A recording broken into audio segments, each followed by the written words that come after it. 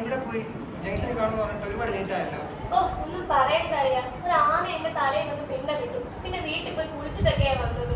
നീ എന്തിനാ ആനയുടെ കീഴെ പോയിരുന്നത്? ഞാൻ ആനയുടെ കീഴെ പോയി നിന്നൊന്നുമല്ല. ആന പറന്നൊന്നും തലയിൽ പിണ്ട വിട്ടതാണ്. എന്തുവാടാ പറയുന്നത്? പറന്നൊന്നും പിണ്ട കേട്ടോ. സത്യമാടാ, ആന പറന്ന് വന്നതും പിണ്ട വിട്ടതും ഒരേ ടൈമായിരുന്നു. സത്യം പറ, നീ എന്തോ കഞ്ചാവൊക്കെ അടിച്ചിട്ടില്ലേ? നിനക്ക് എന്നെ വിശ്വാസമില്ല. ഞാൻ ഇന്നലെ കള്ളം പറഞ്ഞിട്ടുണ്ടോ നിന്നോട്? എനിക്ക് ഇന്നലെ വിശ്വാസക്കുറവൊന്നുമില്ല. നീ കള്ളം പറഞ്ഞിട്ടില്ല. എന്തോ ആദ്യമായിട്ട് പറഞ്ഞാണെന്ന് തോന്നുന്നു. കോമൺ സെൻസിന് നിരക്കാതിരിക്കും തോന്നുന്നു. അതെന്താ നീ അങ്ങനെ പറഞ്ഞത്? ഇത് മറ്റേ മോഹൻലാൽ സിനിമയിൽ പറഞ്ഞ ഡയലോഗ് മാതിരി നീ ദുബായ് കണ്ടിട്ടില്ലെന്ന് വെച്ച് ദുബായ് അവിടെ ഇല്ലാണ്ടാവും. അത് ശരി, നല്ല ബെസ്റ്റ് ഉദാഹരണം. നമ്മൾ പണ്ട് പഠിച്ചിട്ടുള്ളത് ആന പറക്കൂലെന്നല്ലേ. ആന കരയില്ല, വലിയ ജീവിയാണ്, അതിൽ ചിറകില്ല, ആണല്ല. പിന്നെ ഇങ്ങനൊരു സംഭവം ഉണ്ടെന്നുണ്ടെങ്കിൽ അത് ലോകമെമ്പാടും അറിയേണ്ടതുമാണ് അല്ലേ? ഇതും പോട്ടെ, ജംഗ്ഷനിൽ വെച്ചാണ് ആന പിണ്ടുവിട്ടെന്ന് പറഞ്ഞു. ആ ജംഗ്ഷനിൽ ഇങ്ങനെ ഒരു ചർച്ചാ വിഷയമേ ഇല്ല. ഇനി നീ കുളിച്ചു എന്ന് പറഞ്ഞു, അപ്പൊ അത് ഞാനിങ്ങനെ വിശ്വസിക്കും. ചെറിയൊരു നനവ് പോലും ഇല്ല നിന്റെ മുന്നിൽ. നീ ഒരു സംഭവം ഇപ്പൊ ആനയുടെ കേസ് പെട്ടു. ഞാനിപ്പോ കുതിര പറക്കുന്നു പറഞ്ഞാലോ? നീ കുതിര പറക്കുന്നു പറഞ്ഞാലും ഞാൻ വിശ്വസിക്കാൻ പോകും. ഞാനിപ്പോ വെള്ളത്തിലൂടെ കടന്നെന്ന് പറഞ്ഞാലോ? ഉറപ്പായിട്ടും വിശ്വസിക്കും. ഞാനിപ്പോ ഒരു അശരീരി പറഞ്ഞെന്ന് പറഞ്ഞാലോ? എനിക്ക് നല്ല വട്ടാണെന്ന് ഞാൻ പറയും.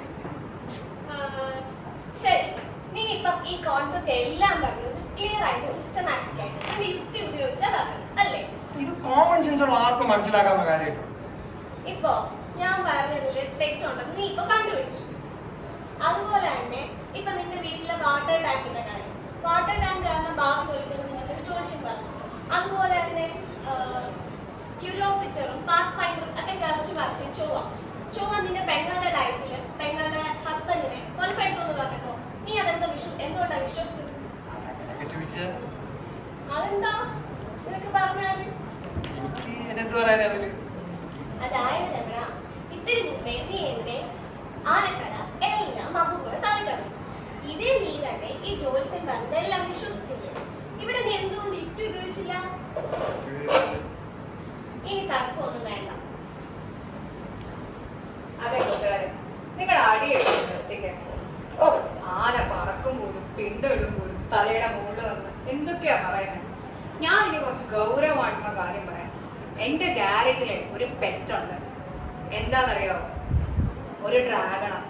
നല്ല തീ തുക്കുന്ന ഒറിജിനൽ ഡ്രാഗൺ. എന്താ എല്ലാവരും ചിരിക്കുന്നത്? നിങ്ങൾക്ക് എന്തെങ്കിലും ഡൗട്ട് ഉണ്ടോ? ഇതിൽ പലരും വിചാരിച്ചാണ് ഞാനൊന്ന് ഇവിടെ സ്റ്റാൻഡപ്പ് കോമഡി എന്ന് പറഞ്ഞ ഇവിടെ കോമഡി പറയാൻ ശ്രമിക്കുകയാണ്. അത് പാളിപ്പോയി പോട്ടെ. അല്ലെങ്കിൽ നിങ്ങൾ വിചാരിക്കും ഞാൻ പച്ച നുണ പറയാണ്, അല്ലെങ്കിൽ അതിനപ്പുറം നിങ്ങൾ വിചാരിക്കും എനിക്ക് മുഴുത്ത വട്ടാണ്. പക്ഷെ ഞാനിത് വിട്ടുകളയാൻ ശ്രമിക്കുന്നില്ല. ഞാൻ കൊണ്ടുപോവാ നിങ്ങൾ എന്റെ ഗാരേജിലോട്ട് എന്റെ ഡ്രാഗണെ കാണിക്കാൻ. ബാ നമുക്ക് പോവാം. ആ ഗാരേജ് ഒക്കെയല്ലോ. ഇതോ അവിടെ ഒരു ഏണിതാരി വെച്ചിട്ടുണ്ട്, കുറച്ച് പെയിന്റിന്റെ ഡപ്പയുണ്ട്, ഒരു പഴയ സൈക്കിളുണ്ട്. അവിടെ കാണും ഡ്രാഗൺ. നോക്കിക്കേ, നിങ്ങൾ ആരും കാണുന്നില്ലേ? നിങ്ങൾ എന്നോട് സ്വാഭാവികമായി ചോദിക്കും എവിടെ എന്റെ ഡ്രാഗൺ? അയ്യോ, ഒരു കാര്യം ഞാൻ പറയാൻ വിട്ടുപോയി കേട്ടോ. എന്റെ ഡ്രാഗൺ ഇൻവിസിബിളാ, നിങ്ങൾക്ക് ആർക്കും കാണാൻ പറ്റത്തില്ല. പക്ഷെ നിങ്ങൾ സമാധാന പ്രിയരായതുകൊണ്ടും നിങ്ങൾക്ക് എന്റെ നേരെ കൈ ഉയർത്തണ്ട എന്നുള്ളത് കൊണ്ടും നിങ്ങൾ എന്നോട് വളരെ യുക്തിപരമായി ചോദിക്കും. ശരി, ഒരു കാര്യം ചെയ്യാം, നമുക്ക് തറയിൽ കുറച്ച് മണലിടാം, അല്ലെങ്കിൽ കുറച്ച് വെള്ളം ഒഴിക്കാം. നിന്റെ ഡ്രാഗണിന്റെ കൂടെ അതിന്റെ മുകളിൽ കൂടെ ഒന്ന് നടക്കാൻ പറയും. അപ്പൊ നമുക്ക് അതിന്റെ ഫുട് പ്രിന്റുകൾ മനസ്സിലാവുമല്ലോ നിന്റെ ഡ്രാഗൺ ഗാരേജിൽ ഉണ്ടെന്ന്. അപ്പൊ ഞാൻ പിന്നെയും പറയും ഇല്ല, അത് പറ്റത്തില്ല. അതിന്റെ കാരണം എന്റെ ഡ്രാഗണ് ചിറകുണ്ടല്ലോ, അത് എപ്പോഴും പറന്ന് നടക്കും, ഇതൊരിക്കലും കാല് നില തൂന്നില്ല. ഓ എങ്ങനെയാ നമുക്ക് ഫുട് പ്രിന്റ് കിട്ടുക? നിങ്ങളെ വിട്ടു തരാൻ തീരുമാനിച്ചിട്ടില്ല. നിങ്ങൾ എന്നെ അടുത്ത ക്വസ്റ്റ്യൻ പറയും. വേണ്ട പോട്ടെ, നിന്റെ കയ്യിൽ ഒരു തീ തുപ്പുന്ന ഡ്രാഗൺ ഉണ്ടെന്നല്ലേ പറഞ്ഞത്? നമുക്കൊരു ഇൻഫ്രാറെഡ് സെൻസർ കൊണ്ടുവരാം. തീ തുപ്പുമ്പോ ആ ചൂട് നമുക്ക് അറിയാൻ പറ്റുമല്ലോ. ഞാൻ പറയാം അയ്യോ അത്ര അടുത്ത പ്രശ്നം, എന്റെ ഡ്രാഗൺ തുപ്പുന്ന തീക്കേ ചൂടില്ല. അപ്പൊ പിന്നെ എങ്ങനെ ഇൻഫ്രാറെഡിൽ അത് അറിയാൻ പറ്റുന്നേ? പറ്റത്തില്ല. നിങ്ങൾ എന്നാലും വിട്ടു തരുന്നില്ല. നിങ്ങൾ എന്നോടൊപ്പം നിൽക്കുന്നു, നിങ്ങൾ അടുത്ത് എന്റെ അടുത്ത് ചോദിക്കുന്നു. ആ വേണ്ട, വേറൊരു കാര്യം ചെയ്യാം. നമുക്കിവിടെ പെയിന്റ് ഇരിക്കല്ലേ, നമുക്ക് പെയിന്റ് ഡ്രാഗന്റെ മുകളിൽ സ്പ്രേ ചെയ്താലോ? അപ്പൊ ഡ്രാഗൺ ഒരു രൂപം കിട്ടില്ലേ? ഞാൻ പറയാം അയ്യോ അതും പറ്റത്തില്ല. ഒരു ആപ്പ ഉപ്പ ഡ്രാഗൺ ഒന്നും അല്ല എന്റെ ഡ്രാഗന്റെ ദേഹത്ത് എന്ത് സ്പ്രേ ചെയ്താലും അത് അപ്പുറത്തൂടെ കടന്നു പോകും. അങ്ങനെ നിങ്ങളൊരു 100 കാര്യങ്ങൾ 100 ക്രിറ്റിസിസം എന്റെ മുന്നിൽ വെക്കുകയാണ്. ആ 100 ക്രിറ്റിസിസത്തിനെയും ഞാൻ എന്റെ ഡ്രാഗന്റെ ഒരു ഫീച്ചർ ആക്കി മാറ്റിയാലോ? നിങ്ങൾ എന്ത് ചെയ്യും? നമുക്കൊരു 5 ദിവസം ഇത് പറഞ്ഞ് തന്നെ തല്ലുകൂടാനേ സമയം കാണും. അതിന് എന്തെങ്കിലും ഒരു കൺക്ലൂഷൻ കിട്ടുമോ? ഇല്ല. ഇവിടെയാണ് ഒരു വളരെ ഇമ്പോർട്ടന്റ് ആയിട്ടുള്ള ഒരു ക്വസ്റ്റ്യൻ വരുന്നത്. എന്റെ ഗാരേജിൽ ഡ്രാഗൺ ഉണ്ടെന്ന് നിങ്ങൾക്ക് സെൻസ് ചെയ്യാൻ പറ്റിയില്ല. പക്ഷെ അതേ നിങ്ങൾക്ക് അവിടെ ഡ്രാഗൺ ഇല്ലെന്ന് പ്രൂവ് ചെയ്യാനും പറ്റത്തില്ല. പക്ഷേ അതിനർത്ഥം അവിടെ ഒരു ഡ്രാഗൺ ഉണ്ടെന്നാണ്. നിങ്ങൾക്ക് ഞാൻ പറയുന്നത് തെറ്റാണെന്ന് പ്രൂവ് ചെയ്യാൻ പറ്റിയില്ലെങ്കിൽ ഞാൻ പറയുന്നത് എല്ലാം അങ്ങ് ശരിയാവോ? പോട്ടെ പോട്ടെ, അതൊക്കെ പോട്ടെ.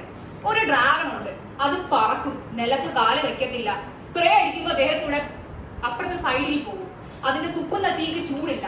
ഇങ്ങനെ ഒരു ഡ്രാഗൺ ഉള്ളതും ഇല്ലാത്തതും തമ്മിൽ എന്താ വ്യത്യാസം? ഇതുപോലെയാണ് നമ്മുടെ ജീവിതത്തിൽ കടന്നു പോകുന്ന പല കാര്യങ്ങളും. ഫോർ എക്സാമ്പിൾ, നമ്മുടെ ജാതകം, നമ്മുടെ ചൊവ്വാദോഷം, ഇതാ ഇവര് പറഞ്ഞ പോലെ വീടിന്റെ ടാങ്കിന്റെ പൊസിഷൻ, ഇതൊക്കെ നമ്മുടെ ജീവിതത്തിൽ വരുന്ന വളരെ വലിയ വലിയ കാര്യങ്ങളാണ്. ഈ കാര്യങ്ങളിൽ സമയം കളഞ്ഞ് നമ്മുടെ ജീവിതത്തിനെ വളരെ മൊണോട്ടോണസും വളരെ കഷ്ടവുമാക്കാതെ ഇവിടെയാണ് സയൻസിന്റെ പ്രസക്തി വരുന്നത്. എങ്ങനെയാ സയൻസിന്റെ പ്രസക്തി വരുന്നത്? Science is A branch of knowledge. Science വളരെ ഇൻഫർമേഷൻ മാത്രമല്ല കൊടുക്കുന്നത്, it provides A foundation four thinking. നമുക്ക് ആലോചിക്കാനുള്ള ഒരു വേ ആണ് തരുന്നത്. So now the ball is in your court.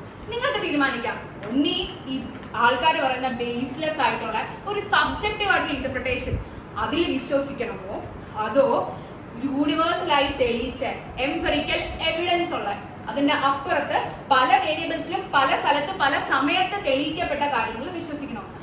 ഞാൻ ഈ പറഞ്ഞ ഡ്രാഗന്റെ കഥ എനിക്ക് വട്ടായണ്ടല്ല കേട്ടോ. 1995 കാൾ സാഗൻ എന്ന് പറഞ്ഞൊരു സയന്റിസ്റ്റ് ഉണ്ടാക്കിയ തിയറിയാണ് ഇത്. അപ്പോൾ 1995 പുള്ളിക്കാരൻ അത് ചിന്തിക്കാൻ പറ്റി, to understand the difference between rationality and superstitions. അന്ധവിശ്വാസത്തിന്റെയും ഒരു റാഷണൽ തിങ്കിങ്ങിന്റെയും ഡിഫറൻസ് 1995 പുള്ളിക്കാരൻ ഉണ്ടാക്കാൻ പറ്റുമെങ്കിൽ it's not 2025. It's high time that we think and act and most importantly critical analysis and rational thinking. അതായിരിക്കും. ഇപ്പം എല്ലാവരും ഓരോ സൂപ്പർസ്റ്റിഷ്യൻസ് പറഞ്ഞു. ഈ പറഞ്ഞ എല്ലാ സൂപ്പർസ്റ്റിഷ്യൻസും മറികടക്കാൻ ഒരേ ഒരു കാര്യം മതിയായിരുന്നു, ക്രിട്ടിക്കൽ തിങ്കിങ്. നമ്മുടെ ചുറ്റും ഒരുപാട് ഇനിയും പുതിയ പുതിയ സൂപ്പർസ്റ്റിഷ്യൻസ് വരാം.